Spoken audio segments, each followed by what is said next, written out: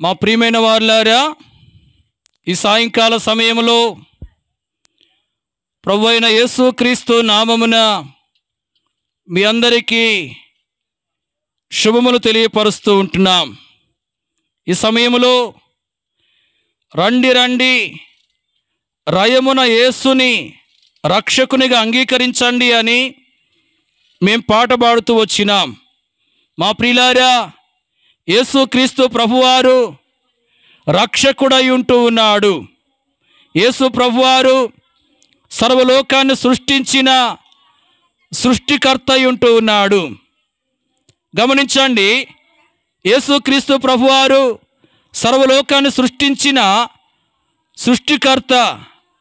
అంతేకాదు, యేసుక్రీస్తు ప్రభువారు సర్వలోక రక్షకుడు అని పరిశుద్ధ గ్రంథము బైబిల్ తెలియపరుస్తూ ఉన్నది. మా ప్రియులారా, బైబిల్లో రాయబడి ఉన్నది, తన ప్రజలను వారి పాపముల నుండి ఆయనే రక్షించును గనక ఆయనకు యేసు అని పేరు పెట్టుదువు అని. ప్రియులారా, యేసు ప్రభువారు పాపులైన మానవులను వారి పాపముల నుండి రక్షించే రక్షకుడుగా ఉంటూ ఉన్నాడు. మా ప్రియులారా, గమనించండి, ఈ లోకంలో జీవిస్తూ ఉన్న మానవులందరూ పాపులుగా ఉన్నారని బైబిల్లో రాయబడి ఉన్నది. ఏ భేదము లేదు. అందరూ పాపము చేసి దేవుడు అనుగ్రహించే మహిమను పొందలేకపోతున్నారని బైబిల్ గ్రంథము తెలియపరుస్తూ ఉన్నది. ఈ లోకంలో జీవిస్తూ ఉన్న మానవులందరూ, చిన్నవారేమి పెద్దవారేమి, కొద్దివారేమి గొప్పవారేమి, లేనివారేమి ఉన్నవారేమి, ఈ లోకంలో జీవిస్తూ ఉన్న మానవులందరూ పాపులుగా ఉన్నారు. మానవులందరిలో పాపములు ఉంటూ ఉన్నాయి. పాపము అంటే దేవునికి విరోధమైన కార్యాలు చేయడం పాపము. అంతేకాదు, దేవునికి విరోధమైన ఆలోచనలు కలిగి ఉండడం పాపము. అంతేకాదు, దేవునికి విరోధమైనటువంటి మాటలు మాట్లాడడం పాపము. ఈ లోకంలో జీవిస్తూ ఉన్న మనుషులు దేవునికి విరోధమైన కార్యాలు చేస్తూ ఉంటున్నారు. దేవునికి విరోధమైనటువంటి మాటలు మాట్లాడుతున్నారు. దేవునికి విరోధమైనటువంటి ఆలోచనలు కలిగినటువంటి వారుగా ఉంటూ ఉన్నారు. ప్రియులారా, గమనించిన ఈ రీతిగా మానవులందరూ పాపులుగా ఉన్నారు. మానవులందరిలో పాపపు లక్షణాలు ఉన్నాయి. ఈ పాపము అనేది చాలా ప్రమాదకరమైనది. ఈ పాపములు అనేవి చాలా హానికరమైనవి, చాలా అపాయకరమైనవి. ప్రియులారా, గమనించండి, పాపాలను బట్టి కలిగే అపాయము, హాని ఏంది అంటే, గమనించండి, పరిశుద్ధ గ్రంథంలో రాయబడి ఉన్నది, దుష్టులకు అనగా పాపులకు నెమ్మది ఉండదు అని. ప్రియులారా, పాపులైన మానవులకు వారు చేస్తున్న పాపాన్ని బట్టి నిజమైన నెమ్మది దూరమైపోతుంది. అంతేకాదు, నిజమైన సంతోషం కూడా దూరమైపోతూ ఉంది. ప్రియులారా, పాపాలు ఏం చేస్తూ ఉన్నాయంటే, గమనించండి, పాపాలు మానవునికి ఈ లోకంలో జీవించినంత కాలము నిజమైనటువంటి నెమ్మదిని, నిజమైనటువంటి సంతోషాన్ని దూరం చేస్తూ ఉంటున్నాయి. అంతేకాదు, పాపాన్ని బట్టి మనుషులకు కలిగే అపాయం ఏంది అంటే, బైబిల్లో రాయబడి ఉన్నది, పాతాళం పాపం చేసిన వారిని పట్టుకొనును అని. ప్రియులారా, పాపం చేసిన మానవులను పాతాళం పట్టుకుంటుంది. గమనించండి, పాతాళం అంటే అక్కడ అగ్ని ఉంటుంది. ఆ పాతాళంలో పడవేయబడిన వారు అగ్నిలో కాలుతూ నిత్యము బాధించబడేవారుగా ఉంటారు. బహుభయంకరమైన స్థలం అది. ఒక్కసారి వెళ్ళిన తర్వాత బయటకు వచ్చే అవకాశం లేదు, తప్పించుకునే మార్గం లేదు, విడిపించేవారు ఎవరు ఉండరు. ప్రియులారా, యుగ యుగాలు ఆ పాతాళానికి వెళ్ళిన వ్యక్తి అగ్నిలో కాలుతూ యాతన పడుతూ ఉండాలి. బహుభయంకరమైన స్థలం అది. ప్రియులారా, గమనించండి, పాపాలను బట్టి మనుషులు ఈ లోకంలో జీవించినంత కాలము నిజమైన శాంతి, నిజమైన సంతోషాన్ని కోల్పోతూ ఉంటున్నారు. అంతేగా చనిపోయిన తర్వాత పాతాళానికి వెళ్ళేవారుగా ఉంటూ ఉన్నారు. ఇలాగ పాపాలు మనుషులకెంతో అపాయకరమైనవిగా, హాని చేసేవిగా, నష్టాన్ని కలిగించేవిగా ఉంటూ ఉన్నాయి. ప్రియులారా, ఈ పాపాలను బట్టి కలిగే నష్టముల నుండి ప్రతి ఒక్కరూ రక్షించబడాలి.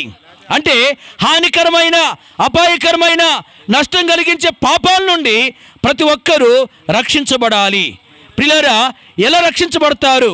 గమనించండి, యేసుక్రీస్తు ప్రభువారు ఈ పాపాల నుంచి రక్షించేదాని కొరకే దేవుడై ఉండి మానవునికి ఈ లోకానికి వచ్చాడు. యేసు ప్రభువు ఈ లోకంలో కన్యక గర్భమందు దైవశక్తి ద్వారా పాపము లేనివాడుగా జన్మించాడు. పాపము లేనివాడుగానే యేసుక్రీస్తు ప్రభువు లోకంలో జీవిస్తూ వచ్చాడు. యేసు ప్రభువారు పాపము లేనివాడు, పాపం ఎరుగనివాడు, పాపంలో చెరగ ప్రత్యేకంగా ఉన్నవాడు.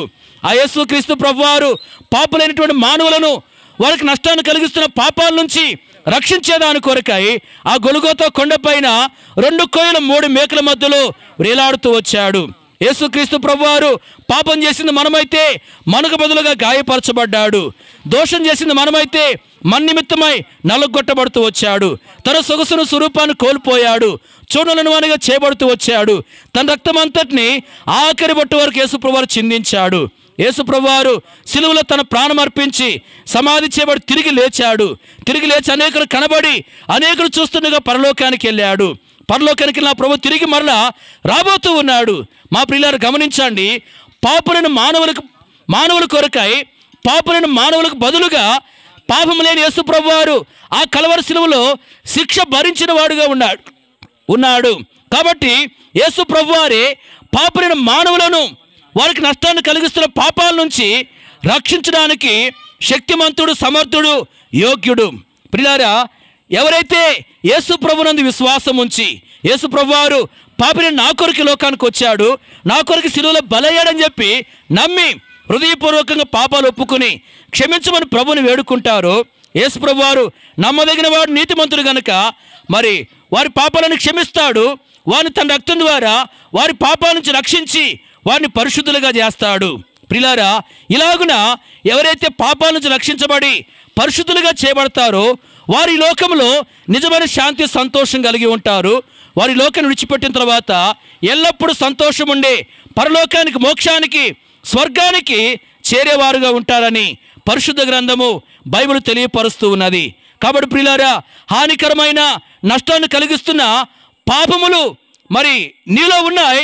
వాటి నుంచి నీవు రక్షించబడి, అంటే పాపక్షమాపణ పొంది పరిశుద్ధినిగా చేయబడి ఆ పాతాలను తప్పించుకుని పరలోకానికి వారసులుగా చేయబడాలని ఈ సువార్త మీకు వినిపిస్తూ ఉంటున్నాం. ఈ మాట త్రోసివేయక, నిరాకరించక ఇప్పుడే యేసుక్రీస్తు ప్రభునందు విశ్వాసం ఉంచండి. అప్పుడు మీ జీవితంలో ఈ గొప్ప ఆశీర్వాదాన్ని మీరు పొందెదరు. మా ప్రియులారా, ఇంకా యేసుక్రీస్తు ప్రభుని గురించి మీరు ఎక్కువగా తెలుసుకునేదాని కొరకు మనకు సమీపంలోనే హెబ్రోను ప్రార్థనా మందిరము ఏర్పాటు చేయబడింది. ఈరోజు రాత్రి 7:30 గంటలకు ప్రత్యేకమైన సువార్త కూడిక ఏర్పాటు చేయబడింది. మీ అందరినీ ప్రేమతో ఆహ్వానిస్తూ ఉంటున్నాం. ప్రతి ఆదివారం కూడా దైవారాధన కార్యక్రమం జరిగించబడుతుంది. మీ అందరినీ ప్రభువైన యేసుక్రీస్తు నామములో ఆహ్వానిస్తూ ఉంటున్నాం. ఈ స్థలాన్ని విడిచి వెళ్ళక ముందు మీ క్షేమము కొరకు మేము ప్రార్థన చేస్తాం. ప్రేమగల మా పరలోకపు తండ్రి, పరిశుద్ధమైన మా ప్రభువా, మీ ఘననామకై స్తోత్రాలు. ఈ ప్రాంతంలో నీ యొక్క స్వార్థను ప్రకటిస్తూ వచ్చినాం.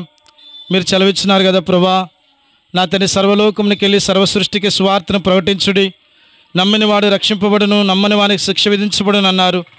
ప్రభువా, సర్వలోకంలోనికి వెళ్ళలేకపోయినప్పటికీ ప్రభువా నా తండ్రి మా ప్రాంతంలో ప్రభువా నీ రాజ్య స్వార్థను ప్రకటిస్తూ వచ్చాం. నిత్యత్వం, పరలోకాన్ని గురించి, దేవానా తండ్రి మహిమను గురించి, ప్రభువా నా తండ్రి పాపిని పరిశుద్ధిగా ఎలా తీర్చగలవో నీ వాక్యమును ప్రభువా నా తండ్రి బహు క్లుప్తంగా నా తండ్రి మీకు మీ ప్రజలకు అందిస్తూ వచ్చాం. ఈ ప్రాంతం నుంచి నీ ప్రజలను కదిలించండి, మీ కార్యమును జరిగించండి, నీ మందిరం నడిపించండి. గొప్ప రక్షణ, పాప క్షమాపణిచ్చి మీరే నా తండ్రి మీరు మహిమ పొందమని ప్రార్థన చేస్తున్నాం. మా ప్రభువా, బలహీనులుగా ఉన్న వారిని తాగి స్వస్థపరచండి. అనారోగ్యముగా నా తండ్రి చెప్పుకోలేని సమస్యలతో మా ప్రభువా నా తండ్రి, అంతేకాదు ప్రభువా నా తండ్రి అప్పుల బాధలతో ఎవరైతే ప్రభువా ఉన్నారో అట్టి వారిపై మీ కనికరం చూపించి వారి ప్రతి అవసరత అక్కరత మీరు తీర్చమని ముందుకు వెళుతున్నాం. సహాయం చేయమని యేసు ప్రభువారి నామములోనే ప్రార్థన చేస్తూ నీ ఆహారం నీళ్ళ మీద వేయము, ఉదయాన కనుగొంటామన్నారు. ప్రభువా నా తండ్రి నీ వాక్యమును ప్రకటిస్తూ వచ్చినాం. ప్రభువా మీరే సహాయం చేయమని యేసయ్య నామములో అడిగి విడుచున్నాను తండ్రి, ఆమేన్. చెప్పండి. పాపుల రక్షకుడైన యేసుక్రీస్తు ప్రభువారికే, పాపిని పరిశుద్ధునిగా తెచ్చి పరలోక రాజ్యంలో చేర్చే యేసుక్రీస్తు ప్రభువారికే, ముక్తినిచ్చే యేసుక్రీస్తు ప్రభువారికే, శాంతినిచ్చే యేసుక్రీస్తు ప్రభువారికే. హల్లెలూయా.